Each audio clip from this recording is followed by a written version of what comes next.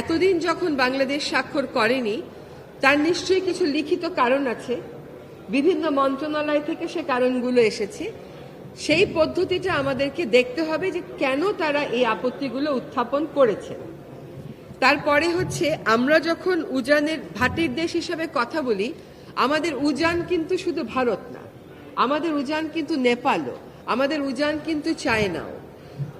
আমাদের এই উজানের একটা দেশও এটা স্বাক্ষর করেনি। চায়না এমনকি মেকং রিভার কমিশনকেও স্বাক্ষর করেনি, সে অবজারভার হিসেবে সেখানে আছে। ফলে একটা ভাটির দেশ হিসাবে আমরা যখন স্বাক্ষর করব, তাত্ত্বিকভাবে এই কনভেনশনের ইতিবাচক দিকগুলো আমরা আমাদের পক্ষে তুলে ধরব এবং এইগুলোর উপর ভিত্তি করে আমরা আন্তর্জাতিক পর্যায়ে আমাদের অধিকারের কথা বলতে পারবো। যেহেতু এটা একটা জাতিসংঘের কনভেনশন, কাজে আমরা যদি অনুস্বাক্ষর করি তাহলে জাতিসংঘকেও আমরা আমাদের কথাগুলো জানাতে পারবো। এখানে আন্তর্জাতিক ওয়াটার কোর্সের একটা যে সংজ্ঞা দেওয়া হয়েছে সেটা নিয়েও এখানে আপত্তি আছে। সে আপত্তি একেবারে যে ফেলে দেওয়ার মতন তা না, কিন্তু সেই আপত্তিতে আমি এত বছর স্টিক করে থেকে কি আনতে পেরেছি? এখন আমি যদি এটা স্বাক্ষর করি তাহলে আমার পক্ষে রাজনৈতিক যে একটা ভিত্তি তৈরি হয়, আইনি যে একটা ভিত্তি তৈরি হয়, সেটা যথেষ্ট জোরালো। সেটার ব্যাপারে আমরা সংশ্লিষ্ট সকল পক্ষের সাথে কথা বলবো। আমরা নেগোসিয়েশনে কেন দুর্বল? এখানে দুর্বলতার অনেক কটা দিক আছে। আপনি যদি জয়েন্ট রিভার কমিশনের গঠন দেখেন, দেখবেন সেখানে সব প্রকৌশলীরা, সেখানে প্রকৌশলী বাদে অন্য পেশাজীবীর কোনো প্রতিনিধিত্ব নেই। ফলে নদী যে শুধুমাত্র প্রকৌশলের বিষয় না, এইটা আমার ধারণা নেগোসিয়েশন প্রসেসে কখনো রিফ্লেক্টেড হয় নাই। দ্বিতীয় হচ্ছে যে আমরা নিজেরা বিশেষজ্ঞ পর্যায়ে আলোচনা করি, কিন্তু আমরা তিস্তা পাড়ের মানুষকে কি শুনেছি, ফেনীর মানুষকে কি শুনেছি? আমরা যখন যাই আলোচনা করতে, আমাদের এজেন্ডাটা কেমন করে ফর্মড হয়, আমাদের কি বিষয় নিয়ে আমরা আলোচনা করব, ওই নেগোসিয়েশনের কাগজটা আমরা কেমন করে প্রস্তুত করি, সেখানে জনমানুষের দাবি কতটা প্রতিফলিত হয়। এবং যখন আপনি নেগোশিয়েট করেন, এটা মানতে হবে যে আপনাকেও ছাড় দিতে হবে, অন্য পক্ষকেও ছাড় দিতে হবে। যদি জনগণের দাবিগুলো আত্মস্থ করা যায়, তবে ওই দাবি ছাড়ের ব্যাপারে কিন্তু সিদ্ধান্ত নেওয়াটা সহজ হয় এবং আপনি জানেন যে কোনটুকুন আপনি ছাড়বেন, কোনটুকুন আপনি ছাড়বেন না। তো আমরা এটাও বলেছি যে আমি ফেনীতে গেছিলাম, আমরা তিস্তায় তো বহুবারই গেছি। তো এই জনগণের সাথে আমরা কথা বলবো আমাদের নেগোসিয়েশন এজেন্ডাটা ঠিক করার সময়। আরেকটা কথা হচ্ছে যে প্রায় সময় একটা দাবি উঠে যে আন্তর্জাতিক আদালতে যান না কেন। এটা একটু বুঝতে হবে, আন্তর্জাতিক আদালতে কোনো একটা রাষ্ট্র এককভাবে যেতে পারে না, দুইটা রাষ্ট্রকে পক্ষ হতে হয়। আপনি ইউরোপের দেশে দেখবেন তারা যেতে পারে, কারণ তাদের মধ্যে একটা পলিটিক্যাল ইন্টিগ্রেশন আছে।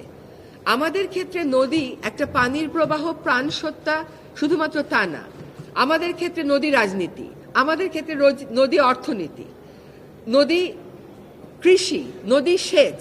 নদী এখন আর নদী নাই, এটা যে একটা জীবন্ত সত্তা বা একটা প্রতিবেশ ব্যবস্থা হিসেবে দেখব। সিবিডির কথা বলেছেন, কিন্তু সেই জিনিসগুলো আমাদের নেগোসিয়েশন প্রসেসে এই উপমহাদেশে দেখা হয় না। আমরা যদি যেটাকে তথাকথিত সফল বলা হয়, পাকিস্তান এবং ভারতের মধ্যে জলরাশি ভাগাভাগি, সেটাও কিন্তু এখন আটকে গেছে রাজনীতির কারণে। ফলে নদীকে যে আমরা কেবলমাত্র একটা জীবন্ত সত্তা হিসেবে দেখে আগাবো, বৈশ্বিক বাস্তবতায় তো নেই, আমাদের উপমহাদেশীয় বাস্তবতায়ও কিন্তু সেটা আর সম্ভব হচ্ছে না। এই জন্য নদী নিয়ে যতটা না আমার নদী বাঁচবে বলে আমাকে প্রশ্ন করা হয়, তার থেকে হচ্ছে ভারতের সাথে কি হবে সেই প্রশ্নটা করা হয়। আমার অবস্থানটা হচ্ছে আমি আমার নদী বাঁচাবার চেষ্টা আগে করব। সেই জন্য আমি ভারতের সাথে কথা বলবো, নেপালের সাথে কথা বলবো, চীনের সাথে কথা বলবো, কিন্তু আগ্রহটা বেশি থাকে ভারতকে আমরা কি বললাম সেটা নিয়ে। হ্যাঁ, এটাকে যেহেতু আমরা রাজনীতি করে ফেলেছি বা আমাদের রাজনীতির বিভিন্ন আঙ্গিকের কারণে এইটাও একটা বাস্তবতা হয়ে গেছে যে মানুষ বারবার একটি দেশের কথাই আমাদের কাছ থেকে জানতে চায়। এক হচ্ছে নদীর সাথে পানি ভাগাভাগি, এটা অনেক বেশি রাজনৈতিকভাবে চার্জড একটা এজেন্ডা। পানি ভাগাভাগির চুক্তি প্রায় খসড়া হয়ে গেছে, চুক্তি স্বাক্ষর করতে যাওয়া হয়েছে, শেষ মুহূর্তে বলা হলো চুক্তি স্বাক্ষর করা হবে না। সঙ্গত কারণেই এটা পলিটিক্যালি চার্জ হয়ে গেছে। এখন পানি ভাগাভাগির বিষয়টা হয়তো অনেক জটিল, দুই দেশের স্বার্থকে খুব সূক্ষ্মভাবে ব্যালেন্স করতে হয়, কিন্তু কতগুলো বিষয় আছে সেগুলো কিন্তু এত জটিল না।